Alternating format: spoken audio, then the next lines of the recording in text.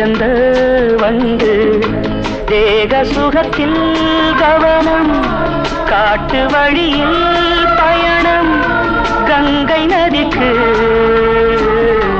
மண்ணில் அணையா இளமையெனும் பூங்காற்று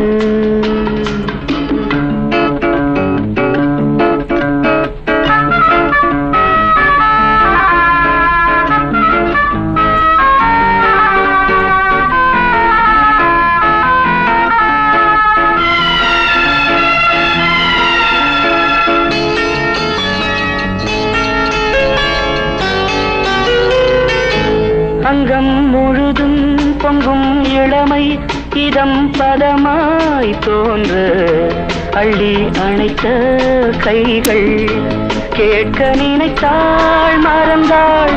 கேள்வி எழுமும்